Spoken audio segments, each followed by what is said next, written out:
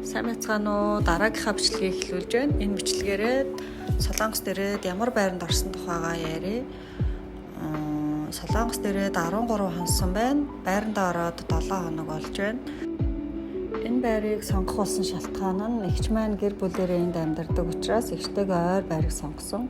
Энэ байр нь Солонгоста 2 өрөө гэж явдаг офстел байр байгаа. Монголоос ирэхдээ нэг хүний 64 кг ачаа авч явах боломжтой байсан.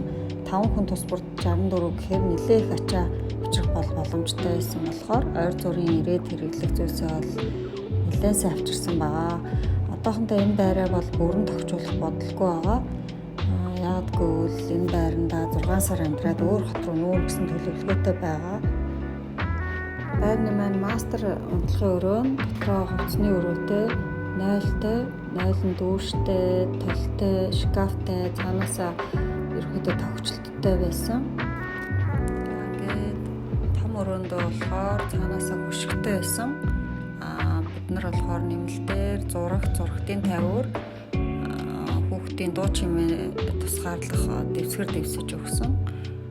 Энэ болохоор хүүхдийн өрөөндөө болохоор бас давхар шкафтай. Хүүхдийн өрөөний өөдөөс харсан дахиад нэг 0-тай. Энэ 0-ын дотроо болохоор баамтай, мөн цаанаасаа толтой, шкафтай байсан. Энэ хэсгээрээ шатар дэшээ гараад нэг юм жижиг өрөөтэй. Энэ өрөөнд бол одоогоор нэг ашиглахгүй байгаа. Илүү дутуу зүйлүүдээ бол хадгалахад зүгээр санагдсан.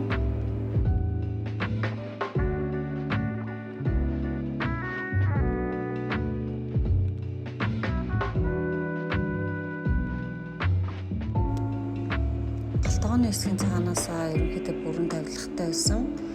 Нэмэлтээр IKEA-гаас ширээ сандал авч тавьсан байгаа. Ерөнхийдөө энэ байр маань манай гэр бүлийнхэнд маш их таалагдж байгаа. Зай талбай ихтэй. Энд манай баг хүү маань поророгоо үзээ сууж байна. Хүүхдүүд маань эхнээсээ сургууль цэцэрлэгтээ яваад эхэлсэн байгаа. Энэ байр нь гадаах орчин бас их цэвэрхэн, тоглог. Хүүхдүүд гадаагаараа тоглоход их аятайхан санагдаж байгаа. Орчноосоо гараад 24 цагийн дэлгүүр болон томоохон худалдааны төв болох E-Mart, Costco ойрхон байдаг. За ингээд дараагийнхаа бичлэгээр хүүхдүүдийнхаа сургуулийн тухай ярина. Сургууль цэцэрлэгтээ эрхөө орсон тухай гарах болно. Дараагийн бичлэгийн өмнө үзхийг хүсвэл YouTube-ийн хуудсыг дагаарай. Мөн асуух зүйл байвал комент хэсэгт үлдээгээрэй. Чадхаараа хариулаад явъя. Баярлалаа. Баяртай.